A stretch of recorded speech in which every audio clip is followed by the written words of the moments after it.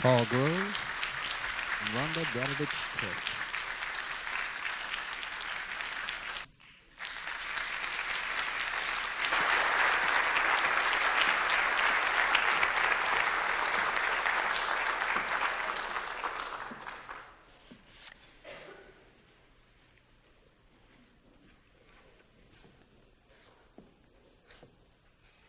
No one in the labor movement has seen more brutality perpetrated against the workers than I have seen.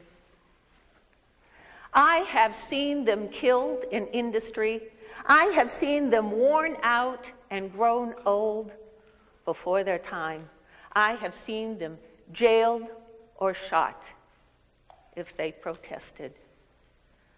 Oh, I could tell you story after story of persecution and of heroism unequaled on any battlefield. I am called Mother Jones. Mother Jones to my friends and comrades in the labor struggles. Mother Jones to you here in this audience today.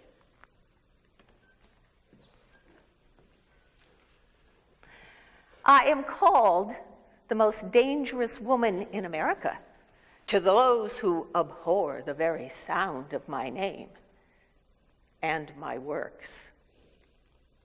And that, folks, is when they're feeling chivalrous. Now, I have heard tell that sanctimonious old hypocrite, John D. Rockefeller, in the privacy of his own home, oft refers to me as that old hag who can't keep her trap shut. Well, folks, I'm nigh on 93 years old today, and I'm going to concede to Mr. Rockefeller the only point I have probably ever conceded to him, that his description of my person is probably now more fact than fiction. Now, folks, that's the only time I've conceded any ground to Mr. Rockefeller, and it's damn well going to be the only time I will concede any ground to that old hypocrite. Now, friends and even enemies in the labor movement have said to me, Mother, why have you gone to jail? Why have you endured or ignored death threats, injunctions, quarantines, house arrests, all to fight for the right of working men and women to improve the conditions of their labor? Why did you determine to become the nation's nag? Well, folks, those are damn fine questions, and you know, I don't rightly think I've ever thought about them. You see, I'm more a doer than I am a thinker. But you have so kindly asked me here today to share my experience as a labor organizer, my triumphs and my failures, some of my life history with you here, that perhaps in narrating some of my experiences, the answers to these questions will come to the fore. Now, there is a reason for this. You see, my friend Mary Parton has asked me to come to Chicago and spend a couple of months with her writing my autobiography. Now, folks, the very thought of writing my autobiography just chills me to the bones. Now, I would rather be in West Virginia, in the Paint Creek, Cabin Creek area, organizing coal miners than I would writing my autobiography. I'd rather be walking down that dark dirt road in West Virginia, approaching mine guards with guns trained on me, yelling out, "Is that you, Mother Jones? There's an injunction against you, Mother Jones, being here. If you take one more step, we shoot." And I walked up to one of those young men with that gun pointing at me, and I stuck my finger right in the barrel of that gun, and I said, "Son, shoot if you must. Shoot this old lady, but son, I'm coming through. I have miners to organize."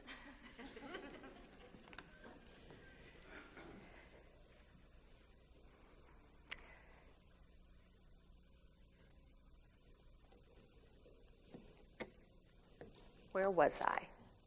One thing about being 93 years old, you often lose track of where you're going. Why did I determine to become a hellraiser? Well, folks, I like to say that it was bred in my bones. You see, I was born into a poor Irish Catholic working class family in County Cork, 1830, born Mary Harris. Now, my folks were just struggling to survive under the brutal heels of British tyranny. My granddaddy, my daddy's daddy, was hanged as an Irish rebel. Oh, that was before my time. But I remember the stories told around the hearth when I was but this high of his exploits. Now, I suspect if we had not immigrated to these United States of America in 1835, that my daddy would have followed right along in his footsteps, and that if we'd stayed in Ireland, I would by now have grown up a fatherless child. But we left to come to the United States, and we came here. Why? We came here to escape poverty. We came here to escape oppression. We came here for a better life, like so many Irish immigrants of that period. And folks, I want to tell you, when we got off the boat and stepped on the soil of America, we discovered that the streets are not paved with gold. Life was hard for us, but my daddy did find a job working for the railroad, and he made enough money to feed a growing family with lots of hungry mouths. He moved us to Toronto, Ontario, where I spent most of my youth. Now, one of the things that my family understood was that education is the key to a better life. And they made sure that all of us could read and write and do our sums. Why, I got enough education so that I was qualified to teach little children. And at the age of 17, I left my family and came down to the States, where I got a job teaching in a Catholic school in Monroe, Michigan. Now, I lasted a year. Folks, I did discover one thing about myself. I do not like bossing little children around.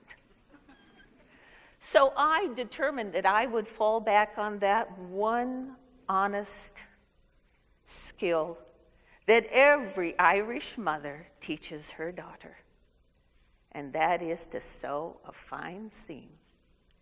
And I moved to Chicago, where I knew I could find a job as a seamstress, and I could take care of myself.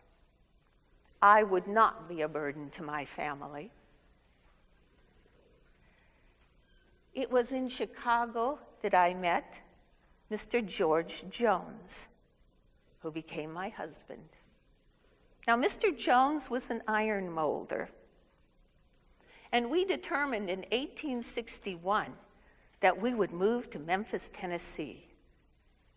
Now, Memphis was a booming metropolis in 1861. It was a coming city. It was the place to go to find work, and it was the beginning of the conflict between the North and the South. And my husband knew he could find work as an iron molder in Memphis. Now, I spent 6 years living the life of a normal Irish Catholic working woman, raising my children, tending my home, and tending to my husband. 6 years.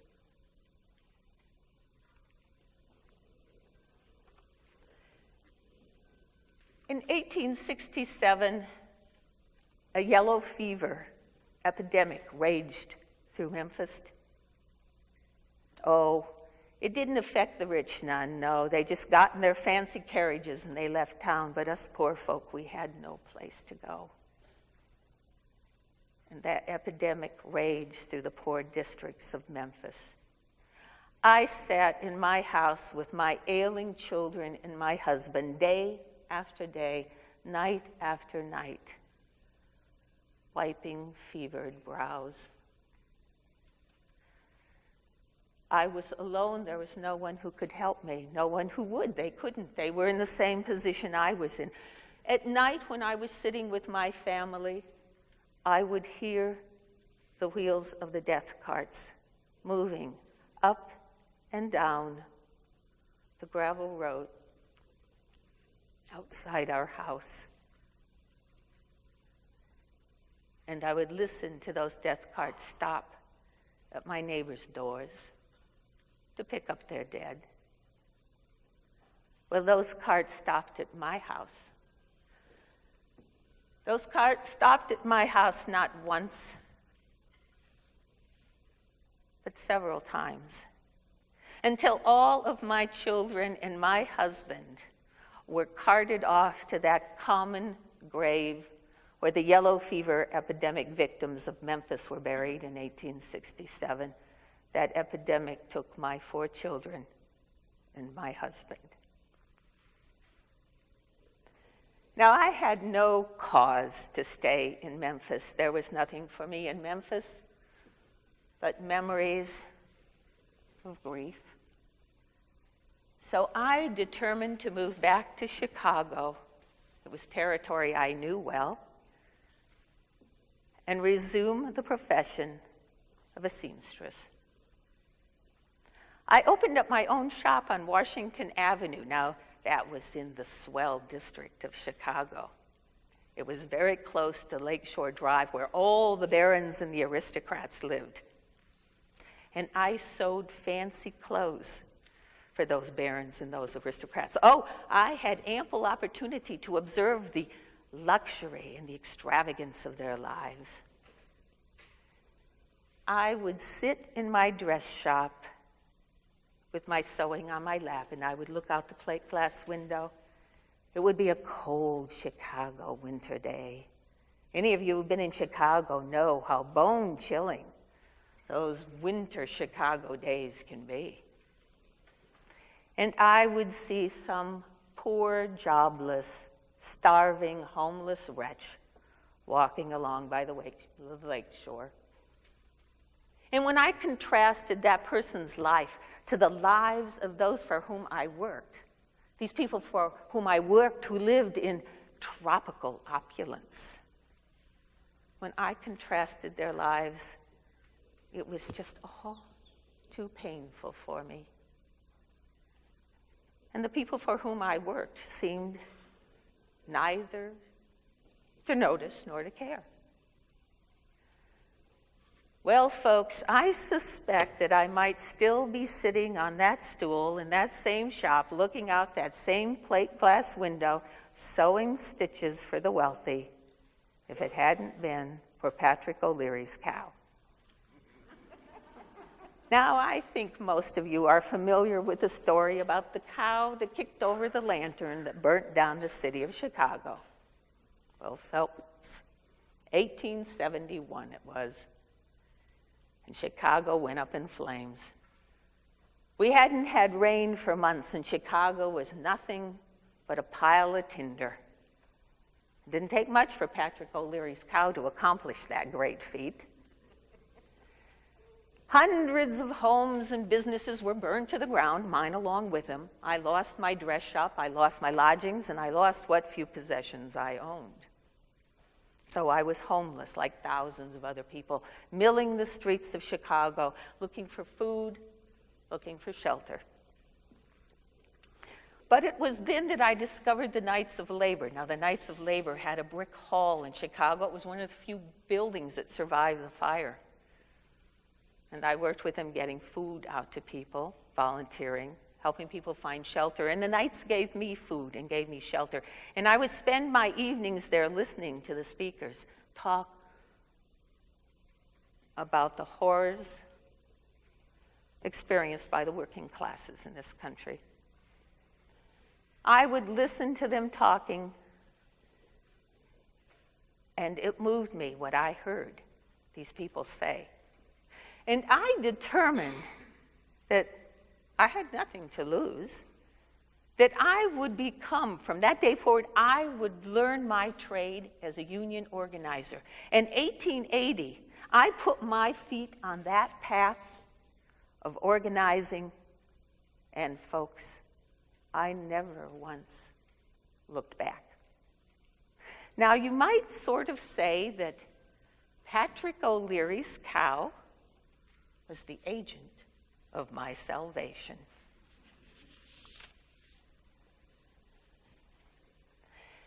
Now, Chicago in the 19th century, folks, was the scene of riot after riot, strike after strike, boycott after boycott.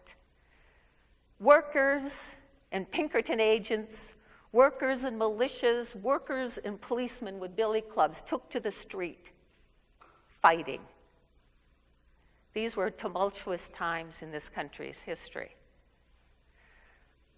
For example, there was the Haymarket strike of 1886.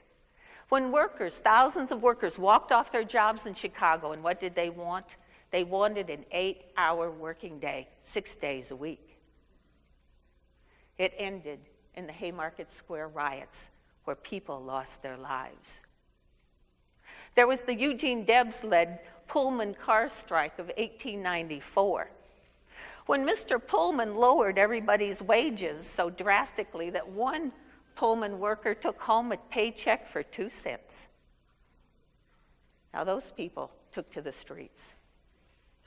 They burned a few of Mr. Pullman's cars, and they stopped rail traffic from coming in and out of Chicago for a few days. They certainly made their sentiments known. And there was the Verdun coal strike of 1898, when 8 miners lost their life, striking for better wages and better working conditions. Now, folks, I was visiting this friend of mine who was thrown in jail after the Haymarket. And when I was there, I happened to see a young man. Oh, I looked at him. He didn't look like the criminal type to me. I mean, he looked like a boy off the farm.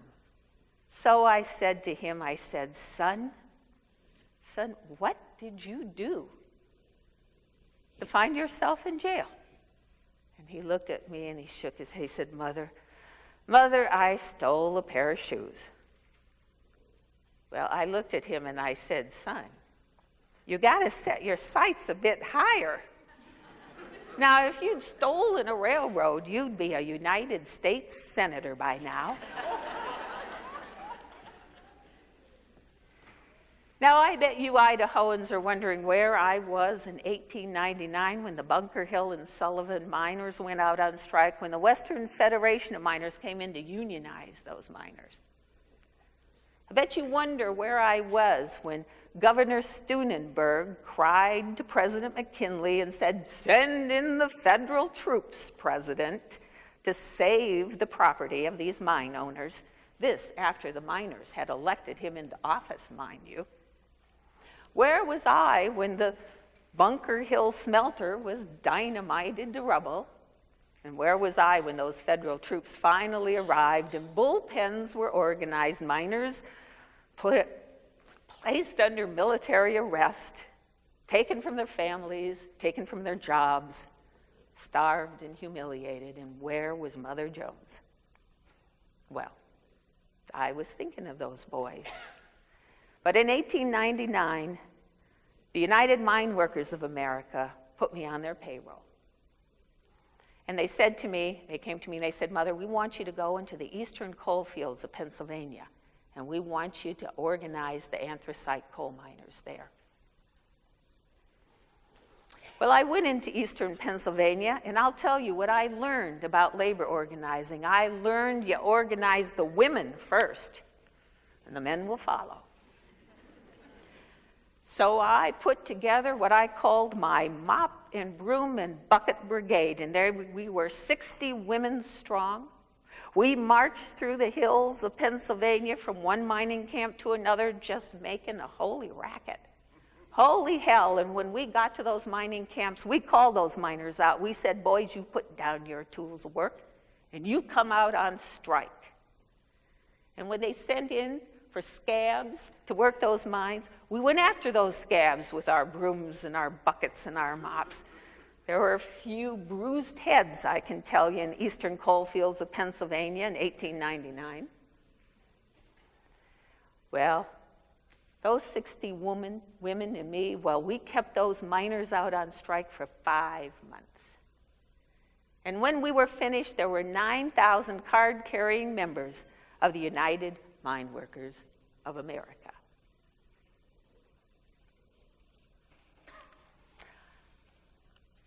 Now, I did travel to Idaho once. Yes, folks, I've been in Boise. I bet you're saying to yourself, now, what in hell was Mother doing in Boise? Well, in 1907, I was there visiting my friend, Big Bill Haywood, Charles Moyer, and George Pettibone. Now, in 1905, Governor Steunenberg, who was by then ex-Governor Steunenberg, as you all know, you good Idahoans know, was assassinated. And those 3 men were kidnapped in Denver, Colorado. They were all officers in the Western Federation of Miners. So they were nabbed for conspiracy in the assassination of ex-Governor Steunenberg. And they were illegally transported from Denver to that Boise prison. Well, now, I knew those boys. They were railroaded. There was not one shred of evidence that they were guilty of this conspiracy.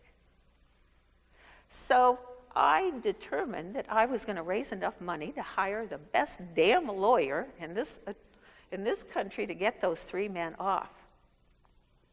So I tramped from one end of this country to the other, raising money from workers, from labor organizers, from socialists, to hire Clarence Darrow. Now, Mr. Darrow was a sight to see in that Boise courtroom. And I sat there day after day listening to his testimonies and their testimonies until he got those 3 men set free. And that poor tool of the corporation, that thing in the shape of a human being, Harry Orchard, was given life in prison for the bloody deed.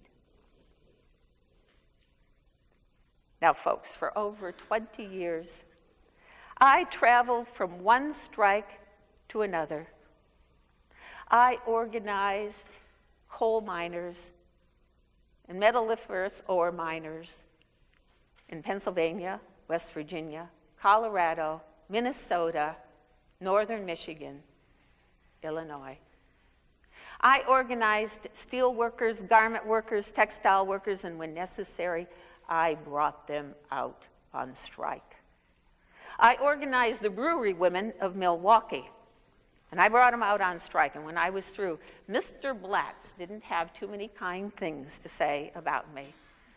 I don't have too many kind things to say about Mr. Blatz's beer, neither.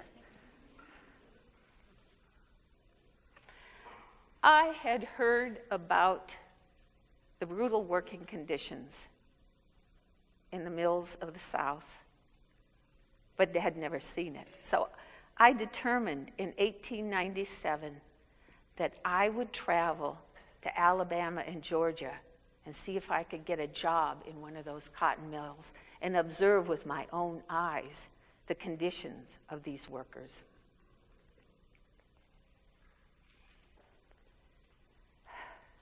I did. I got to Cottondale, Alabama. Now, the mill supervisor didn't want to hire me. He said, "Where are your children and your husband? You see, those mill owners and supervisors, they only want to hire women and children because they're cheap." And I got the job because I told them they were coming along. They were coming along. Now, while I was there working, I got to know a family well. I spent a lot of time with them. I'd walk to work with the family in the morning.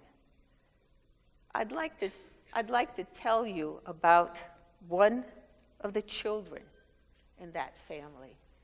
In fact, that child's, I've been looking at this little girl out here, the one in the gray right over here. She reminds me of Lucy in that family. Child, what is your name? Amanda. Pardon? Amanda. Amanda. Now that is a pretty name. Now, Amanda, how old are you? 10.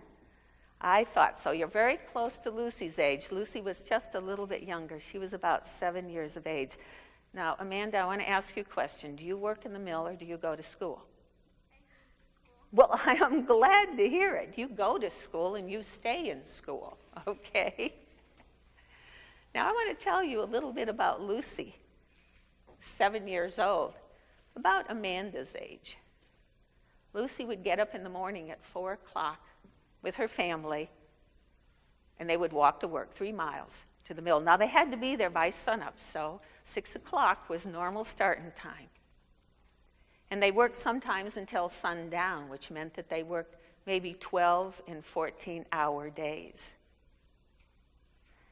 They didn't make enough money to eat very well, and they worked 6 days a week.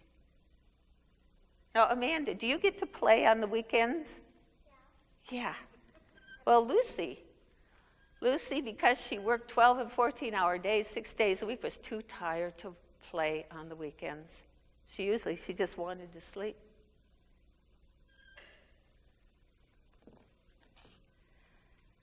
Do you know? Can you guess how much Lucy might have made a day? Do you have any idea? No idea? Well, will you come up here just a minute? Come here, Amanda. Come here. We could probably lean right over here if you want.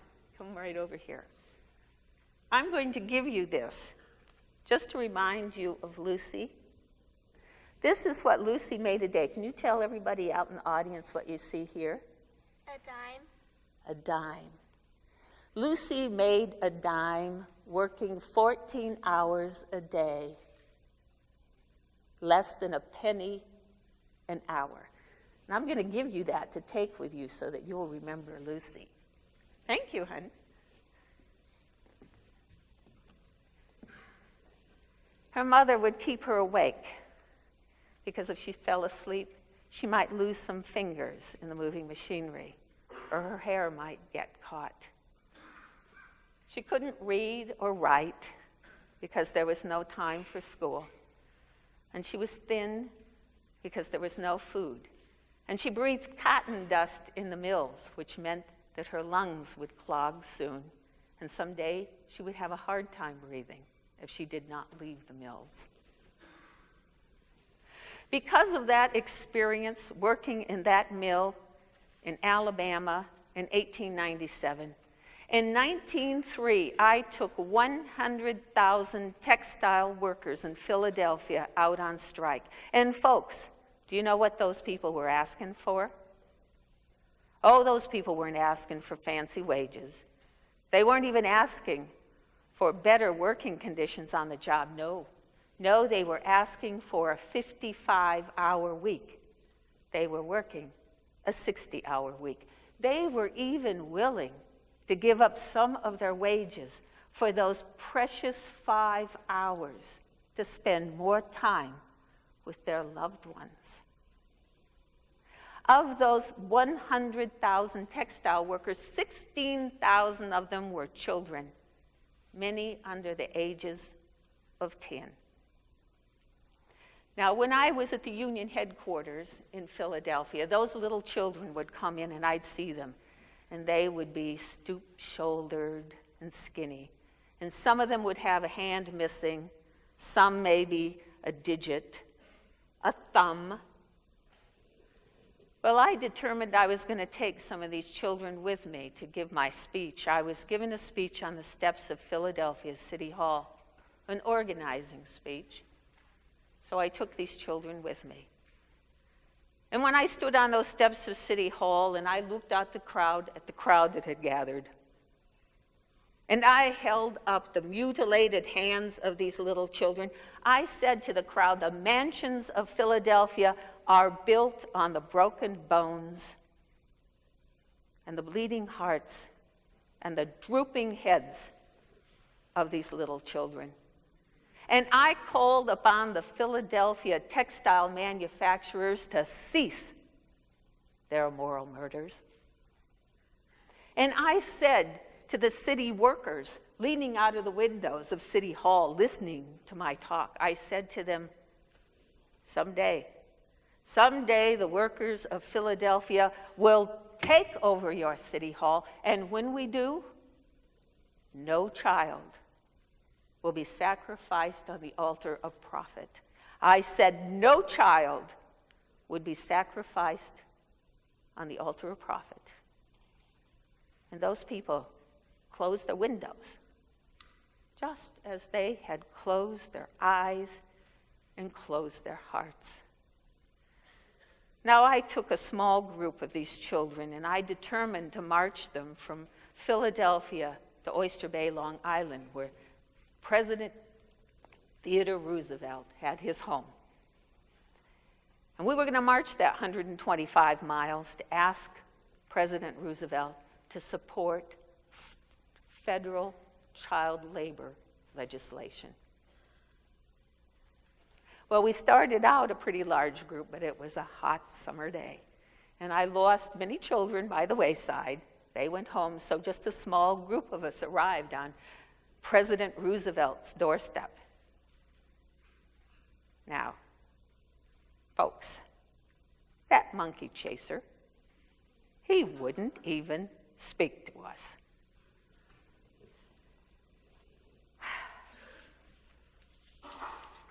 I have spent most of my labor organizing years working in the coal fields of Pennsylvania, Illinois, West Virginia, and Colorado.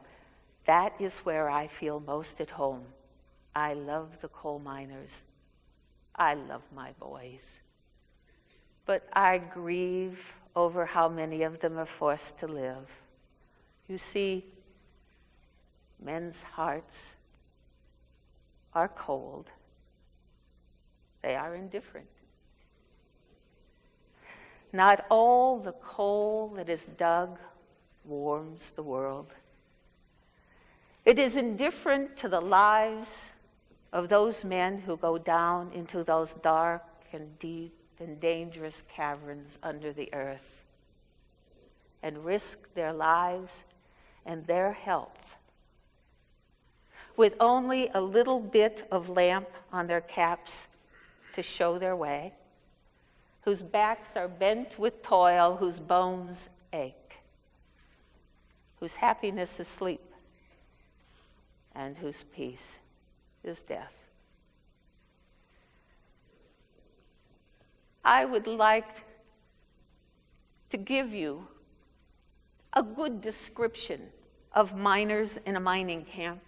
A mining camp, say, in Paint Creek, West Virginia of 1912, or Trinity, Colorado in 1915.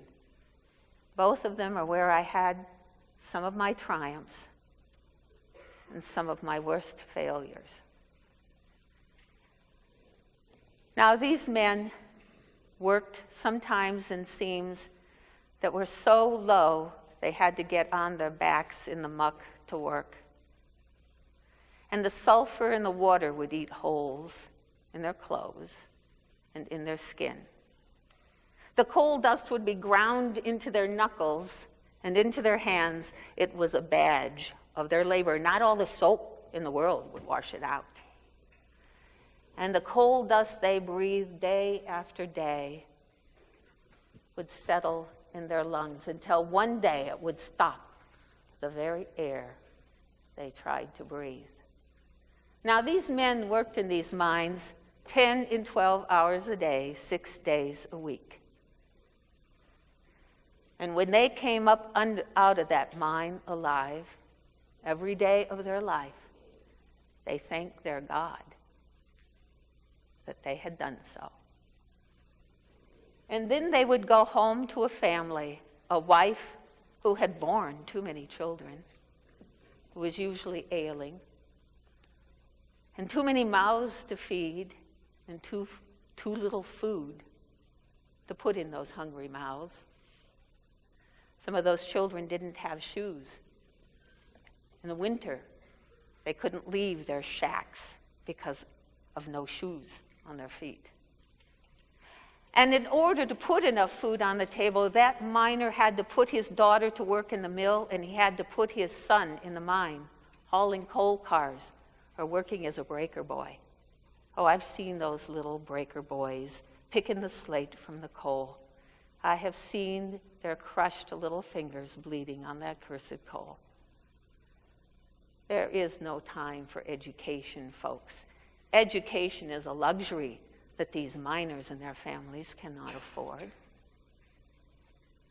And the towns they live in, oh, they're not towns, they're mining camps. And everything in that camp is owned by the company.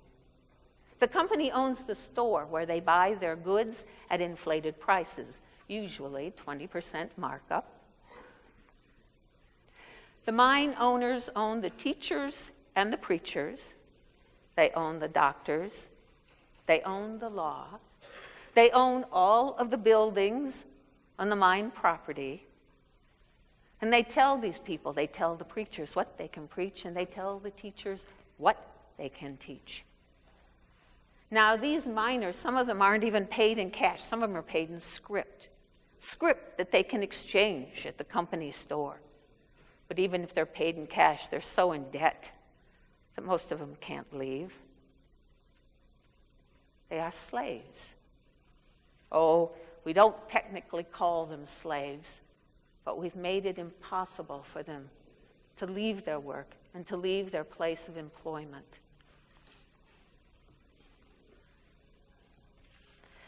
I was in a mining camp, and I was talking to a miner's wife. She was outside scrubbing the clothes on the washboard. And all of a sudden we heard a whoomph. Well, we knew it was a mine explosion. And people ran out of their houses. Men and women ran into the streets, wringing their hands, saying, whose husband has been killed? Whose children are fatherless? And then the mine superintendent ran out of his house. Well, he didn't actually run out. He just sort of sauntered out of his house, his fancy house. He was the only one with a fancy house in the mining camp. And the first thing that came out of his mouth was, oh my God, how many mules have been killed?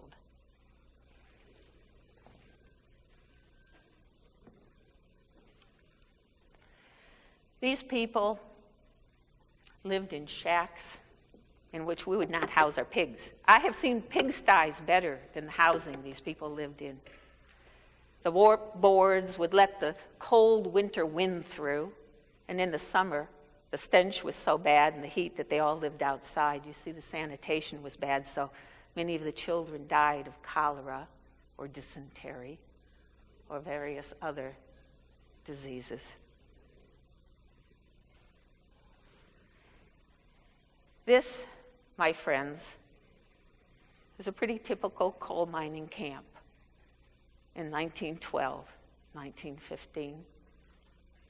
I would tell you, though, about Ludlow. Ludlow was a camp, much as I have described. In fact, it was one of the worst camps for coal miners. Mr. John D. Rockefeller owned 40% of the Colorado Iron and Fuel Company mine in southern Colorado. And in 1912, the United Mine Workers of America called me in to organize the Southern Coalfields of Colorado. We were organizing the entire state. They had some of the worst conditions for miner and the worst pay of any of the coal fields in the United States of America. And so I went into southern Colorado to organize. Now, Mr. Rockefeller asked Governor Ammons to get an injunction against me coming into the state. So the first time I went into Colorado and stepped across the state line, they put me under house arrest for several months and shipped me out. Well, I went back in. One time I spent 26 days in the pestilential jail. But folks, I made hay out of that one. I made sure that made the front pages of every press in this country. Old lady, gray-haired old lady, 26 days in jail. Mother Jones. I managed to get in. The strike dragged on for 3 years. Now and then I would get through to take food and clothing, a little bit of money to these miners. Now, when they went out on strike, they were kicked out of those pigsties they were living in, and they formed a tent colony called Ludlow. And that's where they lived. They lived there through winters and hot summers, waiting for some resolution to this strike. Now, Mr. Rockefeller was mightily concerned about his mining properties. And so he asked Governor Ammons to send in the state militia to protect his property from these striking miners. So they were pretty peaceable fellows. Now, General Chase was a weak man, a stupid man, certainly an incompetent man who had no control of the men under him. Most of them were rabble, no jobs, nothing to do with their time, too much time on their hands. And one day he lost control of those men, and they went through that tent colony. They shot bullets into the tents indiscriminately. They set fire to the tents. They beat miners and their wives and children. They stole the few paltry possessions these people owned. And when that militia was through in Ludlow, 17 miners, 11 children, and 2 women lay dead. It took Ludlow, folks, to bring to the attention of this country the plight of coal miners. For 20 years, I had been trying to get the word out about how bad the conditions were that these miners worked under. And it took Ludlow before the nation finally sat up and took notice. Now, I went to Washington, D.C. to testify about that one before a congressional hearing. And Mr. John D. Rockefeller sent his son, Junior, there in his stead. And I listened to that boy eat crow. I was hoping he'd damn well choke on it.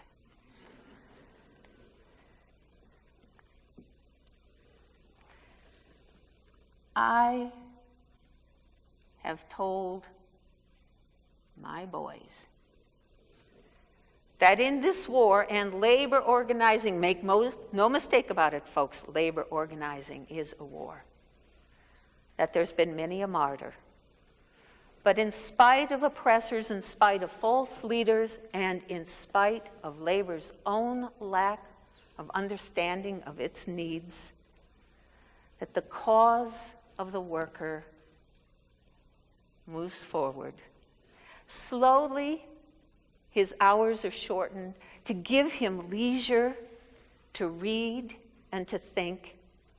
Slowly, his standard of living rises to include some of the good and the better things of this life. Maybe his wife can afford a little bit of lace to put at the window of their home. And slowly the cause of his children becomes the cause of all of us. His daughter is taken from the mill, and his son is taken from the breakers.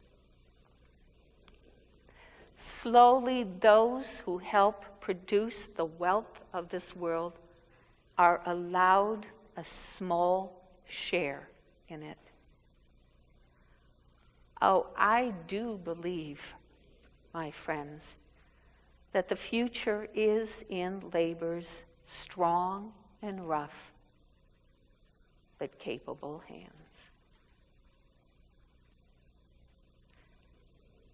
Now, folks, I would like to leave some time this morning for you to ask me a few questions and to thank you for inviting me here today. Now,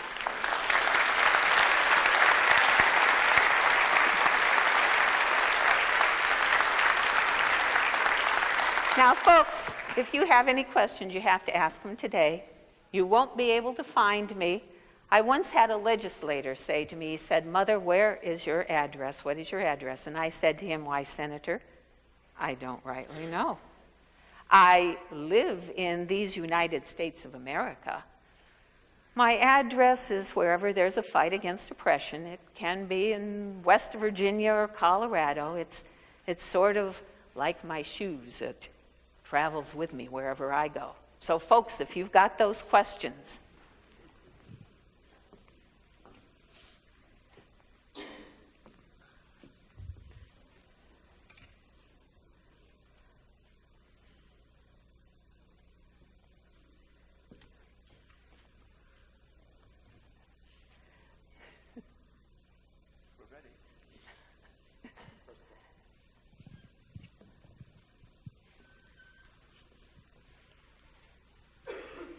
Mother Jones, can you tell me where you were and what you were doing to help organize the Wobblies? I was in Chicago in 1905 at the founding convention of the Wobblies. Now, as you know, Big Bill Haywood was the founder of the Wobblies, the IWW, the Industrial Workers of the World. And I did sit at their founding convention. Now, I must say the Wobblies were a scrappy bunch. Now, I love Big Bill, don't get me wrong. He and I go back a long ways, but I've never been much of a joiner, and I can't say that I gave the Wobblies more than my verbal support now and then, but I was not active. Only did I attend that founding convention. But I have a fondness for those folks. You should all know them well. They were very active here in the Pacific Northwest. Are there any other questions? Are there any other questions? Over here is a question, right?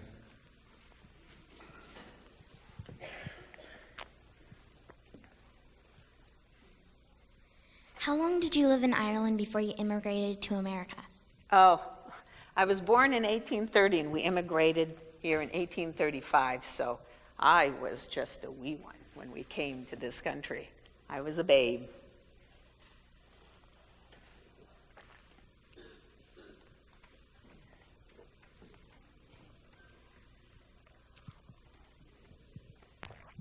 Do you believe that at any time your work was made more difficult because you were a woman? No. I learned that if you want to get anything done in this world, you open up your mouth and you scream bloody murder. Being a woman never hindered me none, but I will say this. Being an old woman helped me plenty. I don't think I'd have been successful if I'd started out on the labor organizing as a young woman. I hit my stride, when I was in my 60s, 70s, yes. So I think that helped me. I have the question. You said John D. Rockefeller owned the mining property and companies. Yes. And yet he's given, a lot of humanitarian type things. How do you feel about that? That they're able to use humanity, and is that a guilt thing that they're trying to take when they do that after they make all that money? Well, I have to admit, I've often thought that some of the money, for example, the money given by Mr. Carnegie for the building of libraries in this country was blood money. But I said, take it, folks. Mr. Rockefeller did not spend time in his mining camps. He owned 40% of that concern. He was a major shareholder in that operation. But they never saw the workers. They never came to visit those camps. I think finally John D. Rockefeller Jr., after Ludlow, made the first trip a Rockefeller had ever made to that mine. And that was after 1915, 1916. Who financed you while you were doing all this union organizing? Was it a paid position? I was paid by the United Mine Workers of America. I was on their payroll. I did not make much money. I received donations from labor organizations, from workers, but all that money went back to workers. I traveled with one change of clothes in my hat, in my purse, and that's all I owned in this world. We had 2 this week, haven't we? Yeah. Okay. During all this time that you were doing all of this, were you ever in real afraid deep down in your heart with your own feelings? How did you feel? Was I ever afraid? Yes. Well, I would say in West Virginia, when that young man pointed that gun at me and threatened to pull the trigger, you're damn right I was afraid. I wasn't sure I was going to make it out of there alive. There have been situations like that. Yes, ma'am. I cannot say that I was fearless at all times. Well, I commend you for that because we're continuing your work. Thank you, ma'am. Another question? Way up here. This is how I get my exercise this week. No time for working out at the gym.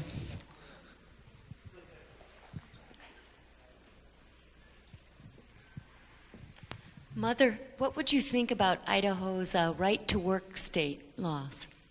Oh, my. Of course, I don't know much about what's been going on in labor now, on this day. But I would say that that's a fancy play on words, and there was some clever person behind that one. We've all got the right to labor. Whether we're union or non-union, we're best being union. But by God, we've all got the right to go out there and work. Mother Jones, we have time for one more question. Anyone?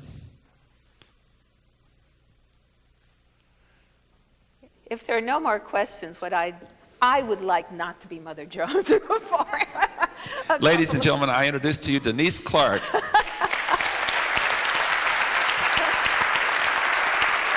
Thank you.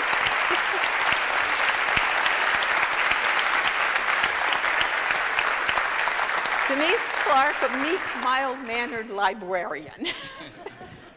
I would like to just share with you some of the material that I used in preparation for Mother Jones. In particular, 2 works. Yes, she did write her autobiography, The Autobiography of Mother Jones, published in 1925. Not highly reliable, but fascinating reading.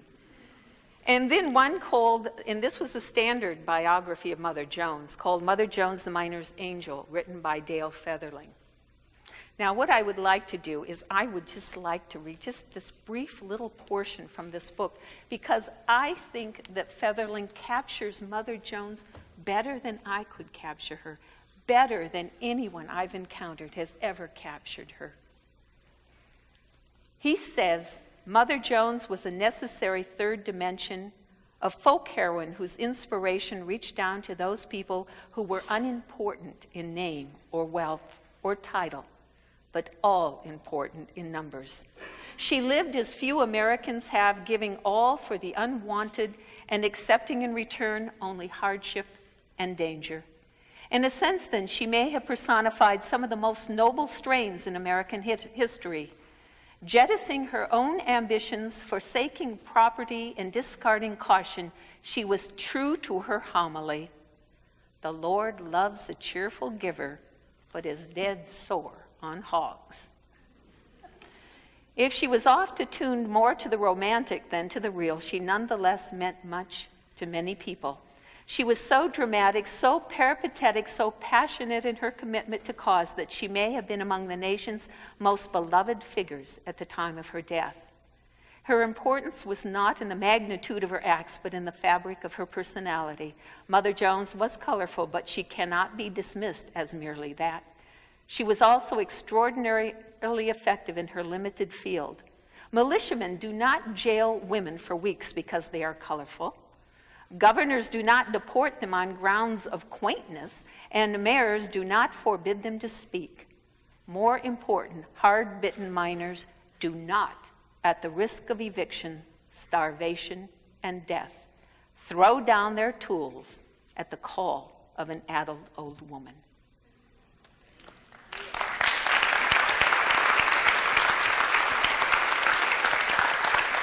Mother Jones did live to be 100. She made it on May 30th, 1930. She died 5 months after that. She asked to be buried in Mount Olive Cemetery in Mount Olive, Illinois, with the Verdun martyrs, the 7 miners who were killed.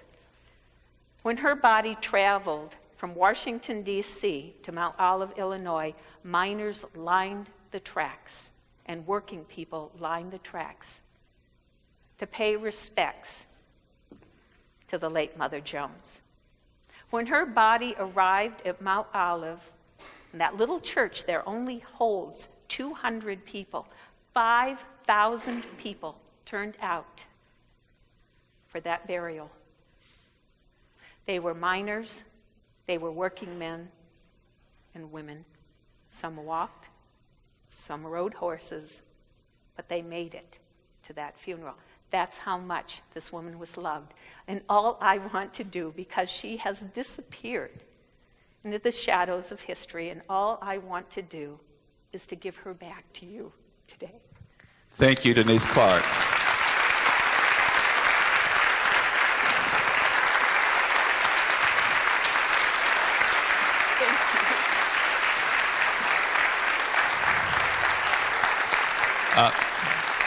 Before you leave, I would just remind you that we have a panel at 1 o'clock in Student Union, again at 7 p.m. tonight, and it's to Denise Clark. She plays a character every year. She's played several, and we appreciate her very, very much.